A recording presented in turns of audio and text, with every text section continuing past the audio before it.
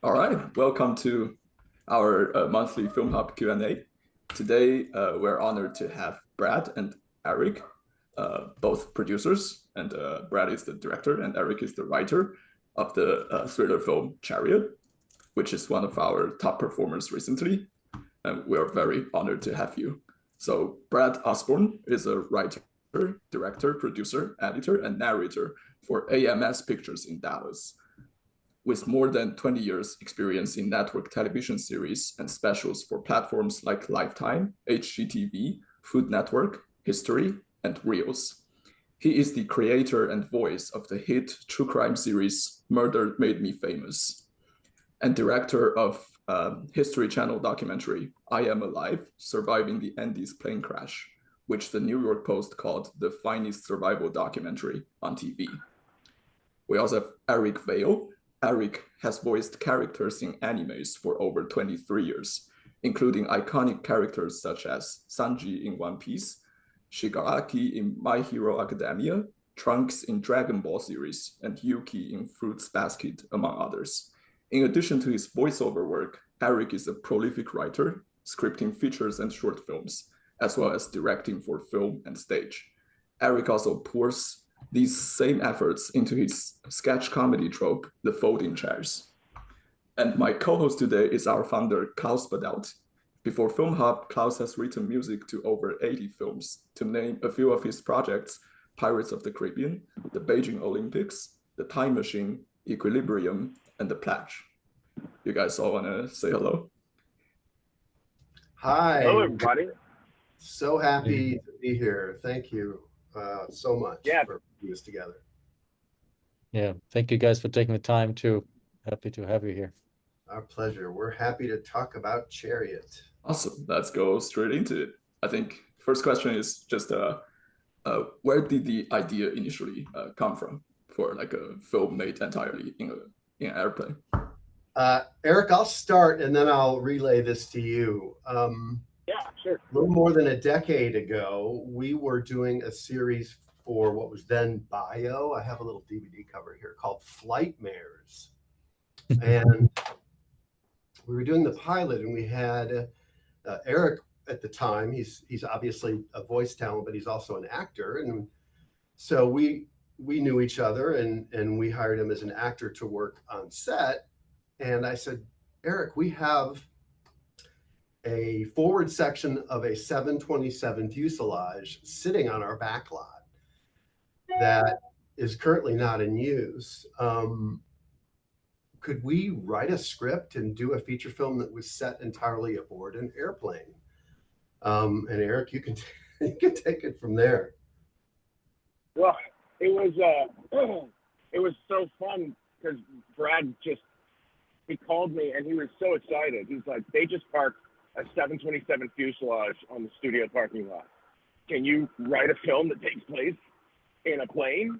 And I'm like, well, I can give it a shot. And he and I bounced ideas around and I just got at the keyboard. And I can't recall how long it took, but it wasn't but a couple of months before we had first draft, and then we had a reading with some actors and got some good notes from everybody, went back to the rewrites, and then I remember I was in the front yard of my house talking with my wife and watching our daughter play when I was like, I couldn't figure out the third act, and the whole big twist in the film hit me, and I immediately called Brad and I won't spoil anything, but I was like, what about this? What if this happens? And he's like, heck yeah, man. And from there on, it was done. We had a script, and it was like, let's roll. Let's see who we can get on board. The impetus of the story was there was a true story about an American airline 727 that was stolen, disappeared from an airport in Angola back in 2003 or 4, I guess it was. And that was kind of the impetus because we had a 727, which they don't fly anymore, right? This was an older chunk of fuselage. So Eric sort of ingeniously worked that in to the story. And when I first read his script, I was like, he had this plot device about having to get into the cockpit. And I was like, this is going to keep the viewer hooked because you have this, there's always something that needs to be solved. And so I was super excited when I read it. I thought this is going to be a train ride for sure. Anyway, that's kind of how it started. That's awesome. Yeah. So let me show a short featurette clip before I go into the next question. So apparently it's made with very limited resource, and you guys pulled it off. It's amazing. Let me show this short clip first. Scene GUN, take 1. Got it. We're asleep. It's been a wonderful shoot, incredible cast and crew, incredible energy, a really good ensemble feeling. So no, there hasn't been toughness, really. No, it's been awesome. Everybody came to work wanting to make the best film possible, and when you have that as the barometer that you're striving toward, it makes the whole process so much easier. Everybody just cares about making something really good for really almost nothing. We shot for 6 days, took 1 day off, shoot for another 6 days, and we're done. And that's pretty unheard of to shoot a feature film like that. And I think kind of the story of how we got this done. We've really worked our butts off for the last 12 days, and I think everybody that sees this film is going to be excited. It's kind of surreal that it actually happened.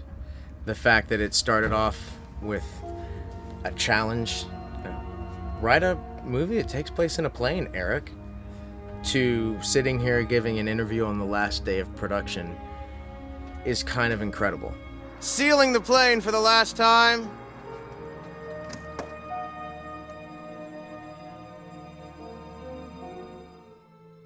That makes me smile. I haven't seen that in a while. Yeah, that's awesome. It just really brings back what an awesome team of people who just loved what they were doing. It's so much about having fun. Like, if you don't have fun doing this, why do it? Really. Yeah, but it's also extremely hard work and very challenging. So tell us more about how you just did it in 12 days and with such limited resource. Well, we obviously didn't have any budget for it, so we started with Indiegogo, which is a crowdfunding thing. And what we did to kind of gauge interest is we made a short teaser trailer teasing the story, and use that as kind of our tool to raise some funds. I think we raised, Eric, what did we raise on Indiegogo? Maybe 20,000? On Indiegogo, it was actually just under 19,000 on Indiegogo. Okay, so we had just bare bones done. What do we need to do to pay our crew and talent and just eat the rest, right? The plane, fortunately, was free.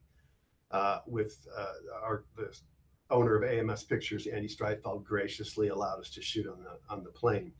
But all we really needed was, let's pay our actors and crew. No one works for free and no one starves. Let's feed them. And that was basically our initial budget. We ended up kind of doubling that with some individual small investors. Yes, Eric?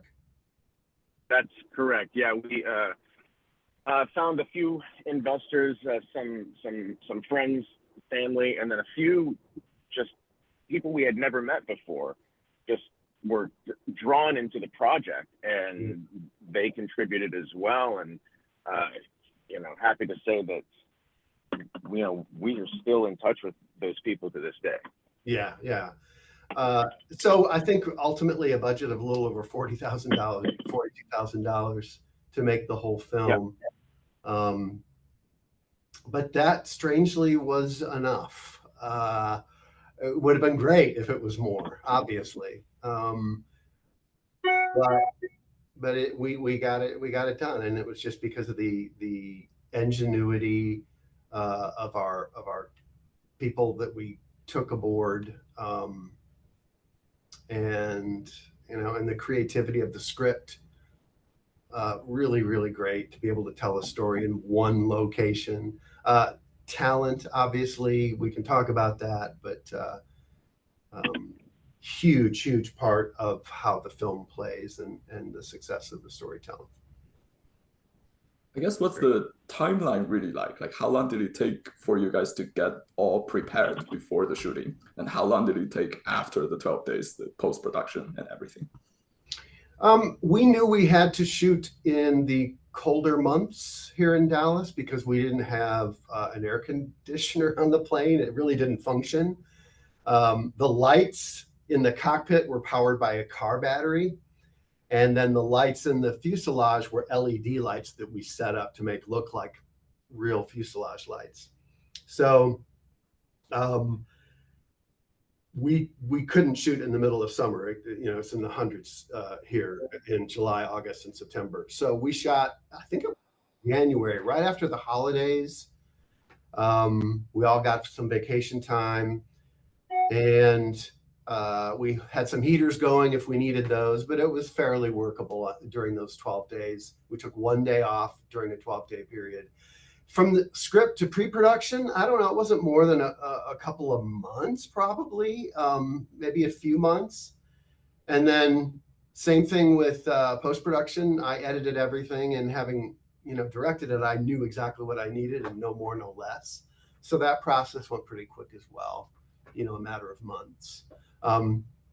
We had a composer named John Room from the UK who offered to do the score with the understanding that he would be free to license that music to libraries or whatever he wanted to do since it was his IP. But he composed a complete score for us, which is wonderful. There he is. Trying to figure this out. So it kind of all came together, that way.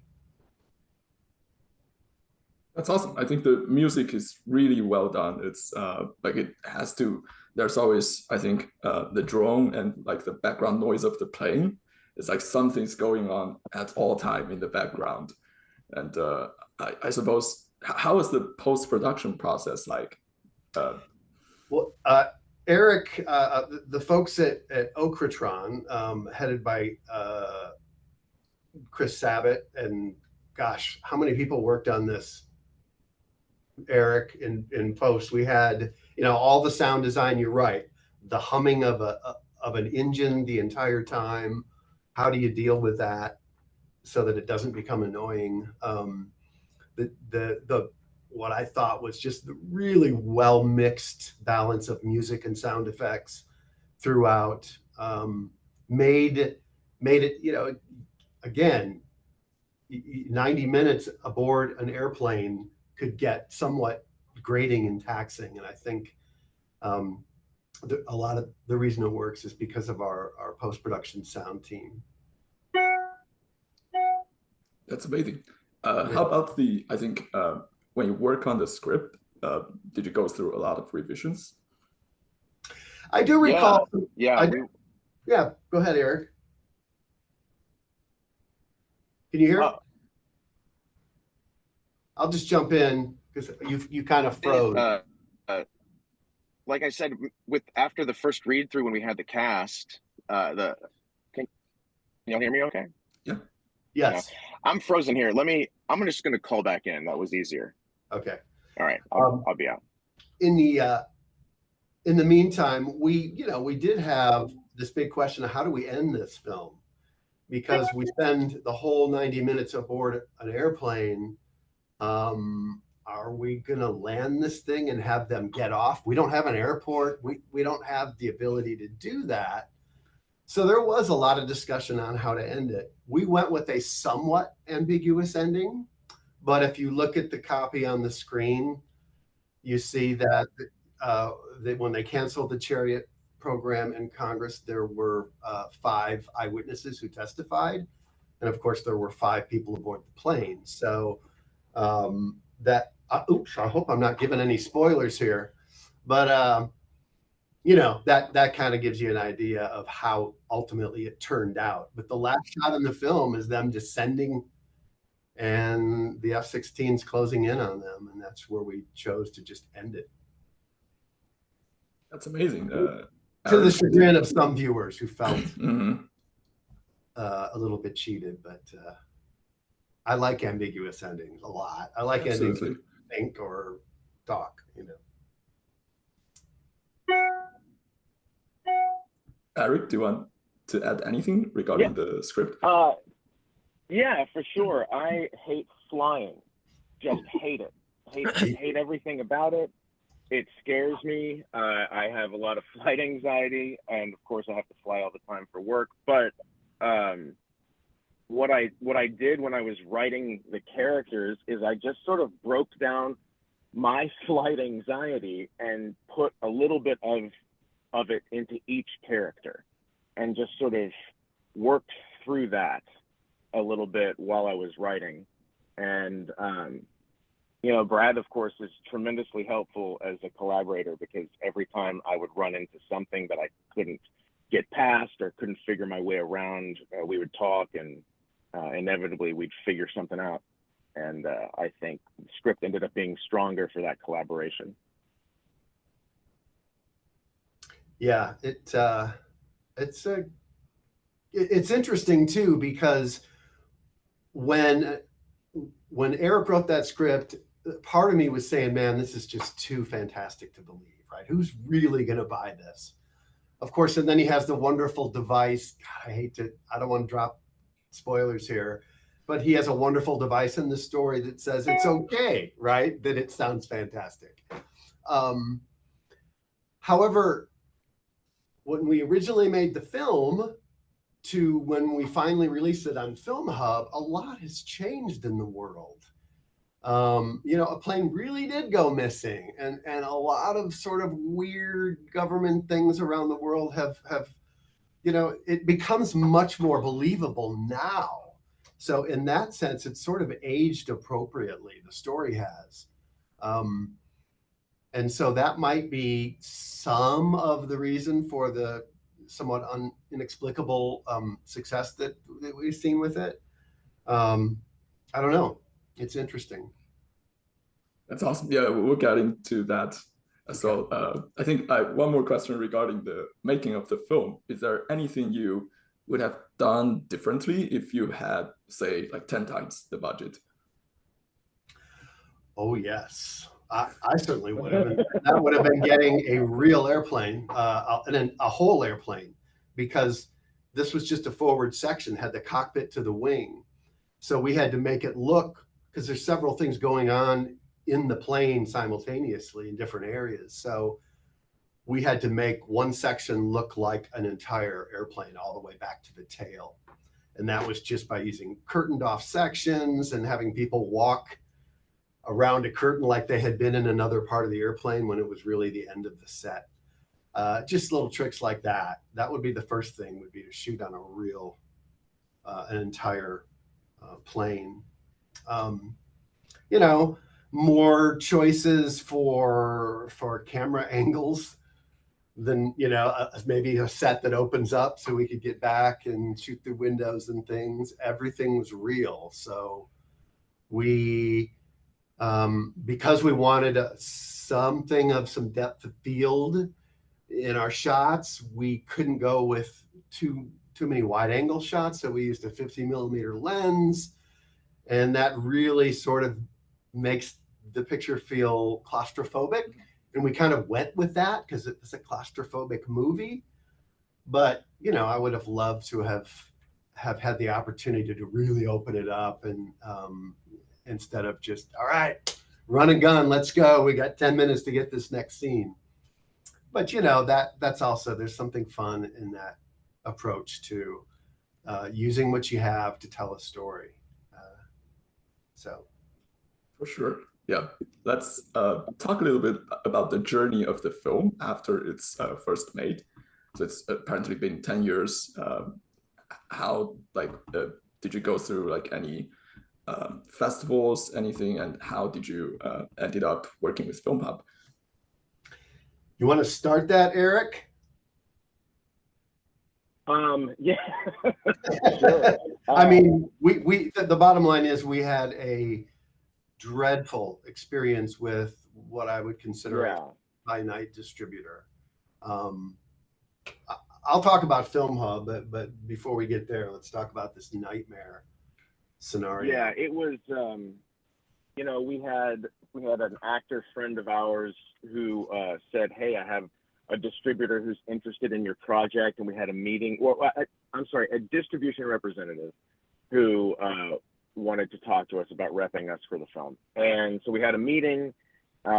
They came on board. It was, you know, we're like, hell, we're rolling camera soon, and we can lock this distribution rep in early. So we did, and everything seemed on the up and up. And then once we started the deliverables over to them, things started to get weird, and we noticed that we weren't getting any response from these people as to when the film will be released, where it will be released, until literally one day they're like, it's at Walmart.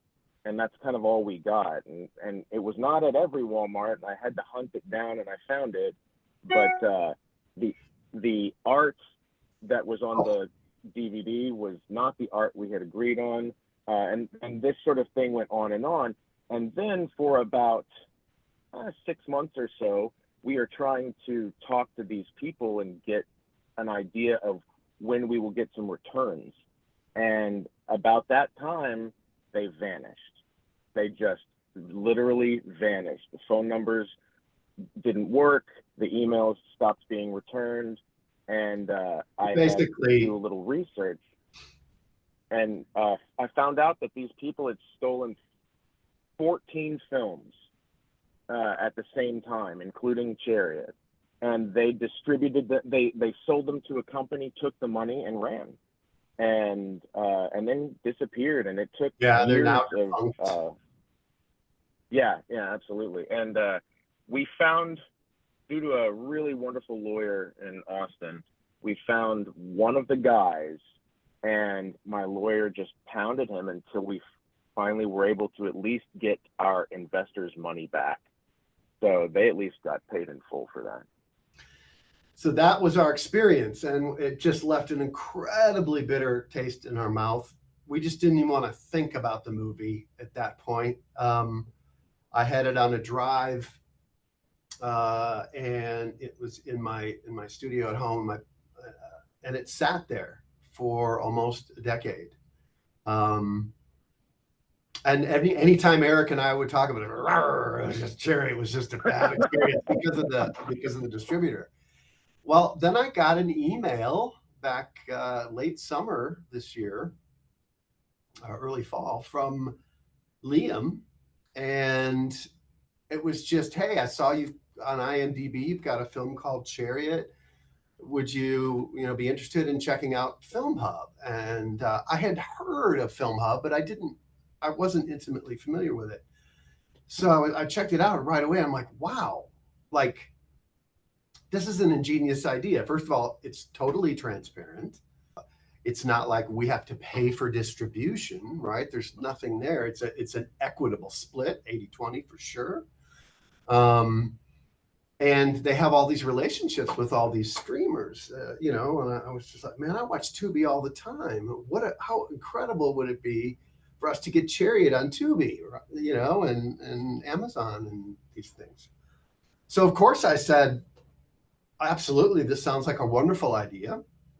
And I got the deliverables ready. I went through and outputted a new file of the film, new trailer, the artwork that you kind of have behind you there, Kaju, and it was a very simple submission process, and before we knew it, we were on Tubi, and we were on Amazon Prime, and we were on Apple TV, and that's just amazing to us.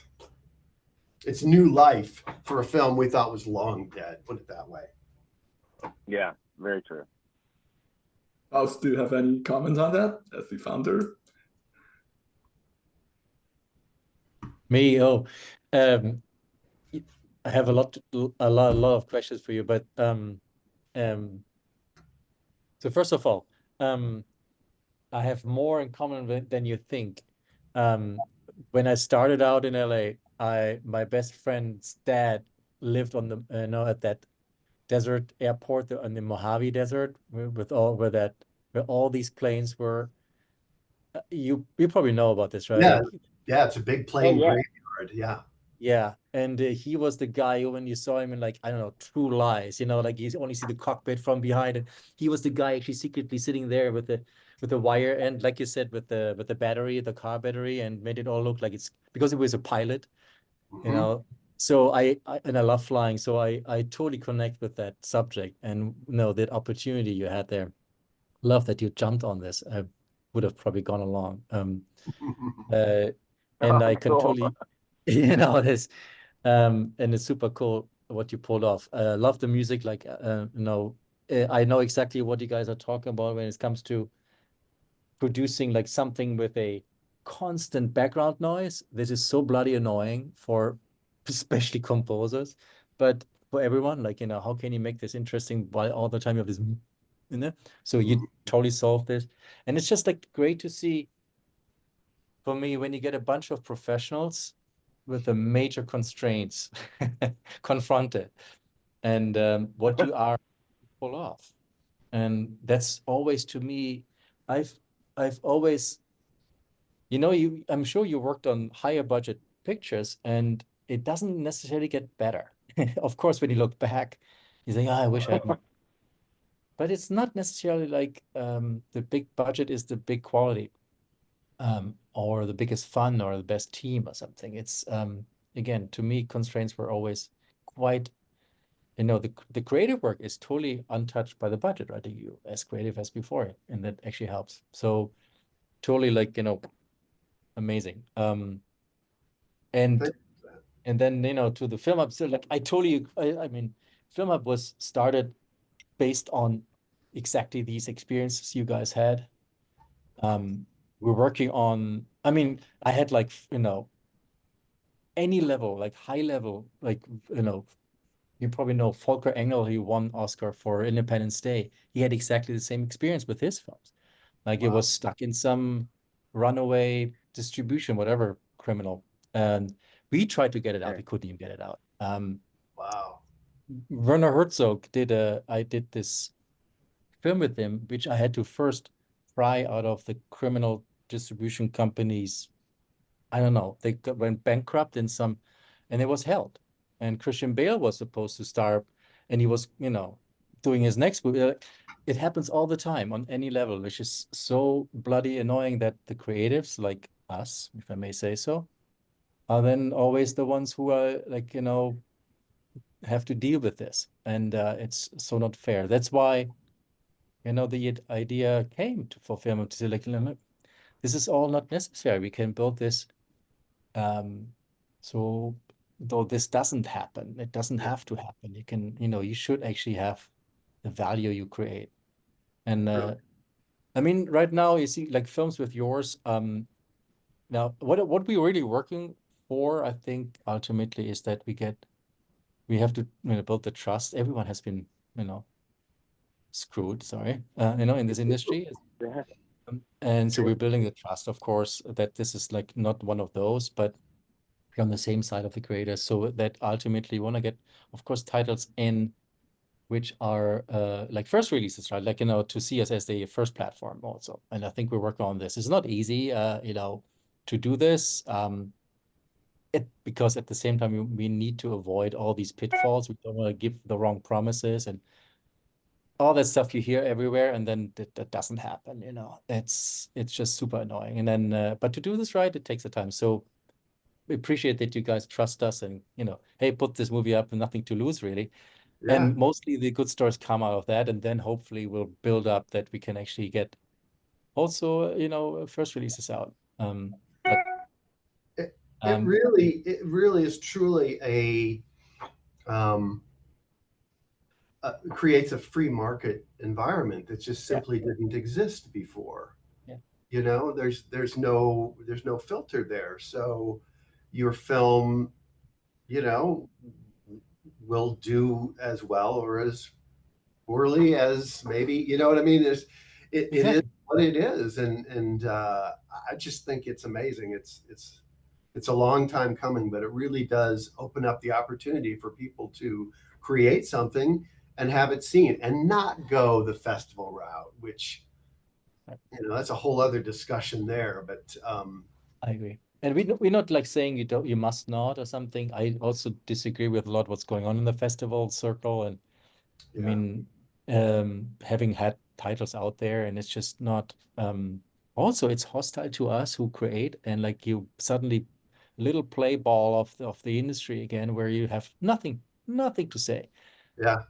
And it's all artificial, and you ultimately you just want to do the next movie, and and just create and not have fight against the system while you do this. Yeah. Which is absurd. So, we have a long ways to go, but again, thank you for trusting us. And again, how did you attract all this talent? I think other filmmakers want to know. Like, you got major talent in there. It was obviously low budget, super low time, not 26 weeks of post-production. It was Well, Eric can talk about our big talent score with Anthony Montgomery. He's the one who secured him. Eric? Yeah, so I in my business of anime voiceover, I get to travel around to conventions everywhere and meet people and have a great time. I was in Australia and I met Anthony Montgomery. Actually, technically, it was New Zealand and Australia. We spent 2 weeks down there together. I met him on the first day. He was a guest of the convention, and he was a big fan of Dragon Ball Z, where I play one of the characters. And so we had a lot to talk about. Of course, I'm a Star Trek fan, and he was on Star Trek Discovery at the time. That's why he was there. And we hit it off, and we just became buddies. Enterprise. Wasn't he the helmsman? What did I say? You said Discovery. I think Star Trek Enterprise. Yeah. He was the helmsman. Yeah. In the series. He is. Brad's way better with Star Trek than I am.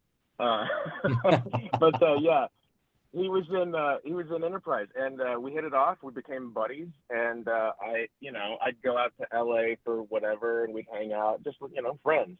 And literally in pre-production on Chariot, Anthony had hit a slump in some of the acting work he was getting at the time, and he called me up and he's like, "Do you have any projects?" Because he knew we did film work. And I'm like, "Well, actually, I have this one script." I sent it over to him. I mean, I don't think it was a day.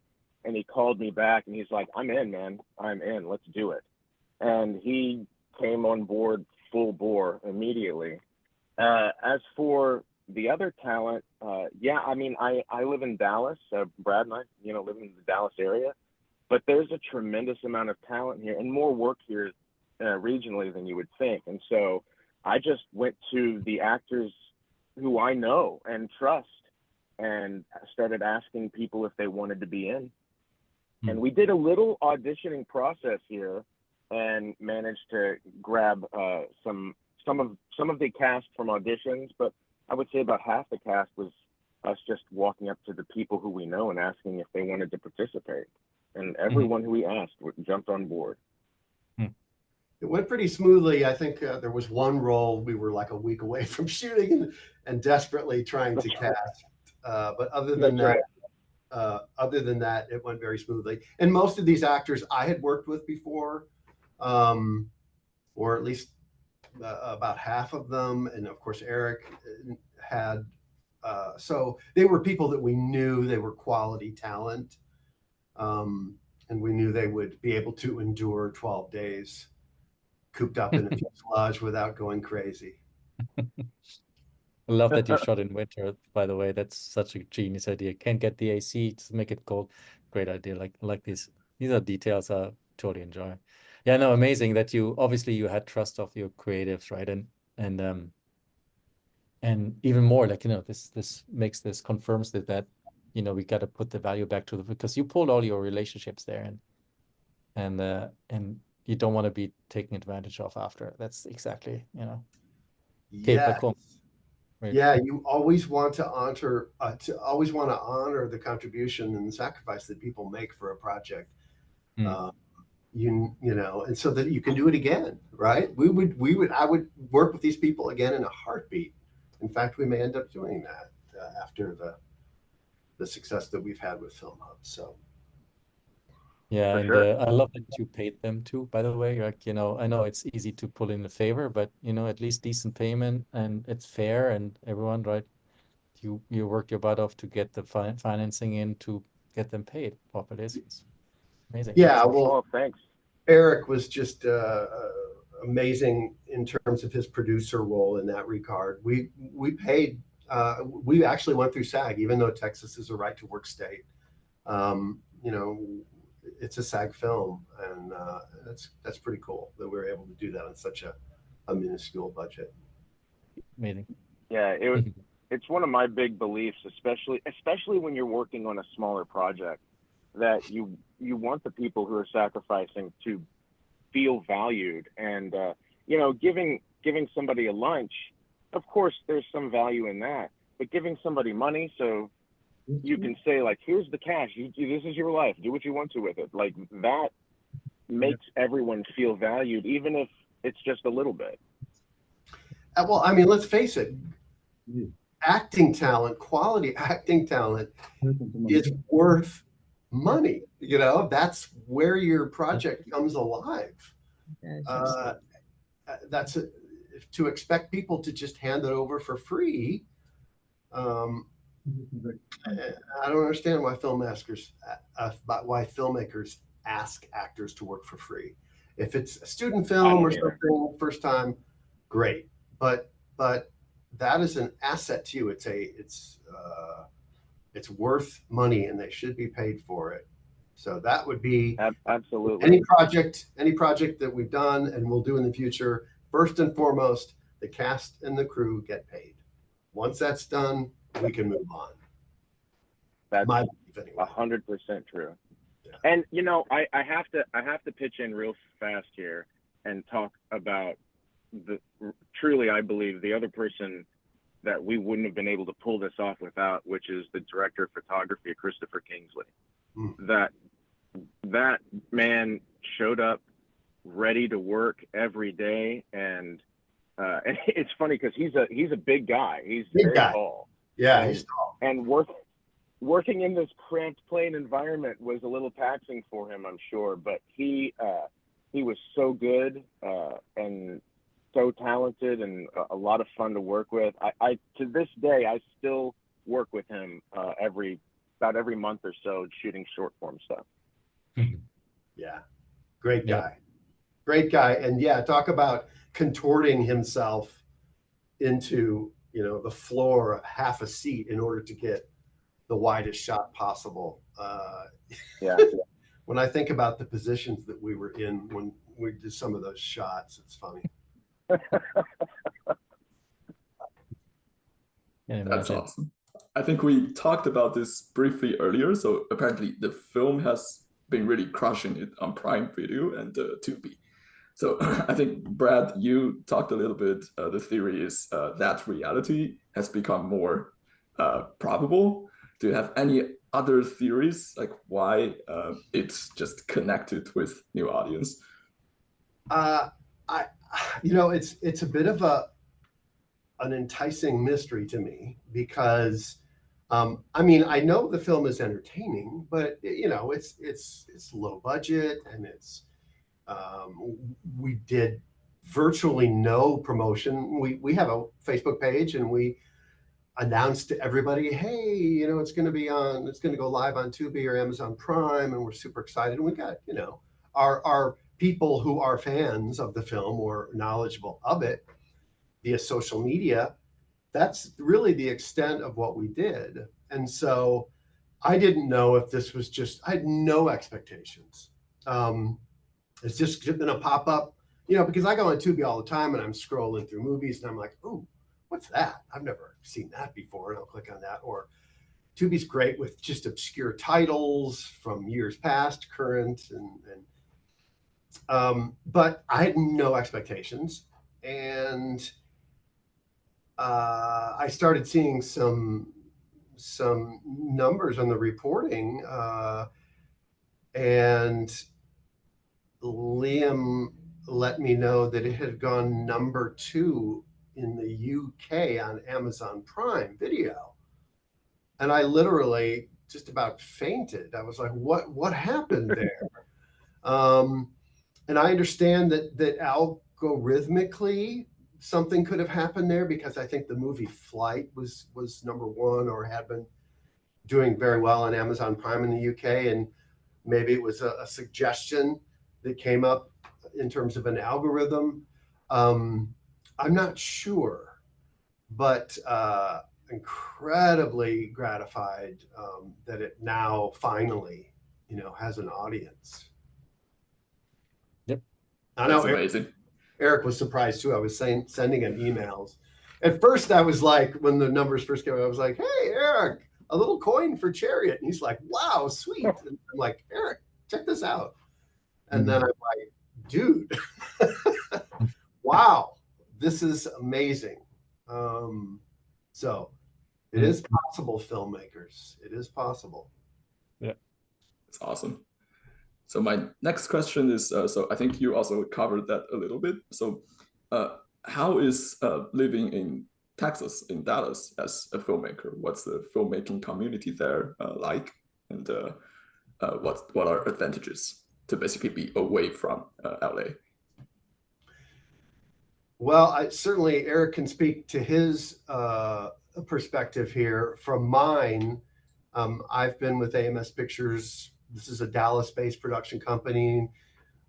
It does everything from television series and specials to live events to corporate productions. And it's, we've been here for decades. So there's definitely an industry in Texas, but it's not a vibrant filmmaking industry like there is in LA by any stretch of the imagination. But there is talent here. There are ideas here, and it is a great place to work because Texas is a land of everything. I mean, there's any kind of geography you'd want. We shot a Jack the Ripper true crime episode in Corsicana, Texas, which has buildings that are right out of the early 1800 Victorian age. It's just amazing. It's an hour south of us. You got deep piney woods in the east. You've got hill country. You've got deserts and buttes, mountains, rolling plains. Texas has everything. So it's a cool environment to be in if you're in a creative industry. Eric? I would say kind of in a boots on the ground sort of way, you have a smaller community. Like in Los Angeles, it's so big and the industry there is so big that while I'm sure everybody runs in similar circles, you can work and never work with the same people twice. And here, everybody seems to know each other one way or another, and like back in the days when I was actually able to audition in person, you'd go into the audition room and you'd know everybody. You know all these actors because the pool is a little smaller. And so there's, I think, the stronger sense of a community where everybody's got each other's backs. So when somebody said, "Hey, this, like with what happened to us, this film got stolen, don't work with this person," you can hit the whole community. Everybody knows. And in a much bigger place with a much bigger community, those stories take longer to travel. And so really the people who end up making it, in this business in Texas are really the hardest working people, because to do it here, it requires a lot more. And you don't have the support structure that you would have in, say, a larger market. Yeah, well said. All right. I think my last question before I turn it to our team is what are some future projects you are currently working on? Well, with the success we've seen so far with Chariot, Eric and I immediately said, we got to do this again. So Eric has 3 really cool ideas that we discussed the other night that are in one way or another in some sort of script form. And they're just the way they're his kind of story. They're just completely inventive and entertaining. So we're kind of in planning stages right now for what's coming next, but it's going to be fun and exciting. And Eric, I don't know if you want to say. Oh, sure. Well, yeah, I have I have one in my pocket that I haven't even told Brad about because it's kind of an intimidating story to write because it's very personal. But I'm going to talk to him about that later today. So Brad, expect a phone call from me. Awesome. Awesome. But with CHARIOT, it was. I'm sorry. With CHARIOT, it was literally what you wrote that script in 2 months, maybe less. So it was. Yeah. It was pretty fast. I when I love to write, and it's when you got somebody like Brad on your team, like you want to. I remember writing CHARIOT. I was like, I really, really want to make Brad happy. I want him to call me up and go, "Holy crap, man, this is great!" And so it's always fun working with Brad because he's so enthusiastic about everything. And the other thing, I am in pre-production on a feature film right now called The Vicious, which is a horror film that takes place on the Texas-Mexico border. And I got a producer working with me on that, and we're seeing how quickly we can put that film together. Awesome. Nice. Awesome. All right, let's turn it to the team. If you have any questions, please briefly introduce yourself and ask your question. Hey, I've got a question here, folks. So one of the most interesting things that I loved was obviously I loved hearing kind of how you guys shot the thing in really tight and close corners. Like I think it was just amazing. Like I was just like you could see it was just like you made it. If you knew what you were paying attention to, you realized like what a small area it was. But like that really you had to be a trained eye and know what you were looking for. The average person would have no idea that it was like you could think it was the same as what was the film with just Idris Elba, Hijacked, or the series. You could think it was that big of a location, right? And I think that's one of the most impressive things. I think the question that I had while doing that, right? How did you guys really get ramped up on how to learn to shoot in that tight of a quarters and like how to shoot on a plane? Like what was like the experimentation process and figuring that out? Who did you talk to? Like, because this is not a filming, as you mentioned, your great DP. Like, this is not a project for the faint at heart in terms of photography. Like, how did you guys or audio even of like, how do you collect audio inside of a fuselage? Yeah. How did you guys kind of come up to speed so quickly? Because I mean, it looks and sounds like $1 million. And I'd really love to hear how you got there. Well, I guess one blessing, both a blessing and a curse. We decided to shoot almost the entire thing handheld because the plane's always moving, and so we have that ability. However, I will say early on, when we looked at that fuselage and the back of it, it's just a wall, and then behind that is the parking lot. And we're like, what are we going to do? We got to make this look like a whole plane. So at one point, we took a photograph of the fuselage and went and had it printed and blown up, and we literally mounted that on the back of the plane so that it would look like it continued on with seats. Do you follow me here? You know what I'm saying? Yeah. The problem is anytime you move the camera, you could tell that wasn't three-dimensional. So in order to use that, we would have to be totally locked off. And I'm like, that's never going to work. So we tried goofy things like this to try to just make it look more expansive. And we finally said, look, planes have curtains, especially the older ones. Let's just put up a curtain and have, Anthony walk from around the curtain and say, well, how's this character doing? Well, and just play it like there are sections and cut to those various sections. That's about all we could do because literally anytime you look, the parking lot is right there, literally by about 50 by 12 space for 90 minutes. And again, just deciding to go with the longer lenses in a smaller space was kind of,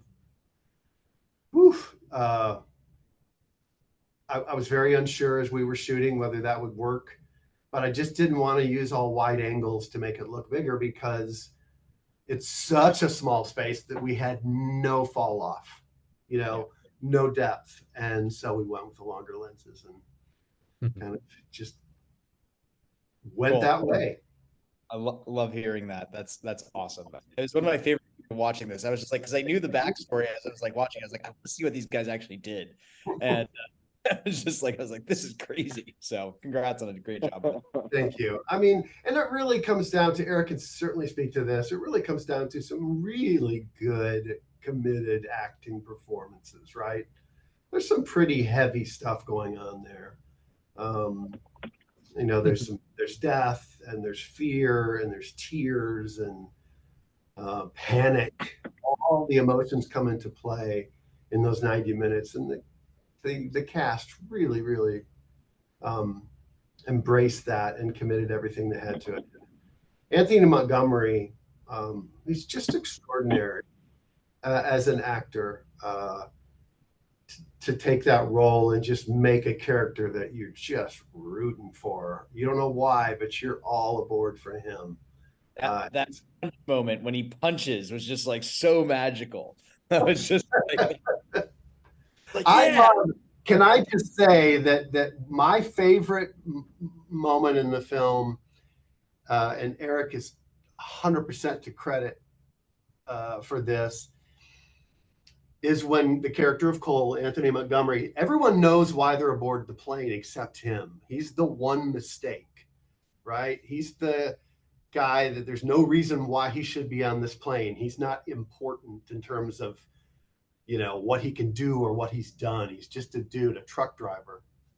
But when you find out towards the very end exactly why he's aboard, it's a great moment to me. And it's brilliantly written, and it's worth, to me, the whole movie is worth that moment when Cole finds out why he's aboard the plane. So kudos to you, Eric. You need to do that again. Thanks, brother. I will. I'll do it again for you. Sure thing. What I loved about, speaking of those performances, is one of my favorite moments of shooting was on day one of shooting. The cast was in holding over in the production trailer. And then it was, all right, let's get everyone to set. And I remember watching Anthony walk from the trailer to the plane. And he went from Anthony at the trailer, and by the time he got to the plane, he was Cole. And to me, that was so special to watch that moment as he, transformed. It was so cool. Mm-hmm.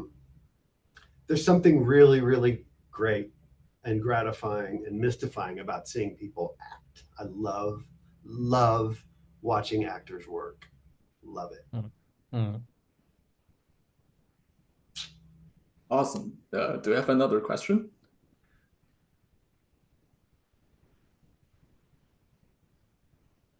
Okay, I think let's wrap this up. It's an honor to have you both, and we very much look forward to your future projects. It's an honor to be here and to speak with you all. Thank you so much. Thank you, guys. Thank you all for giving. Thanks for giving our passion project a second life. Yes, absolutely. Go Film Hub. Let us know for the next one what we can do.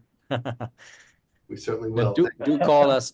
Yeah, I'm sure we're in touch already anyway. But like to see such amazing professional talent. Let's do more together. Absolutely. Thank you. You got it, man. Thank you so much. It's been a pleasure. Thank you. You guys have a great week.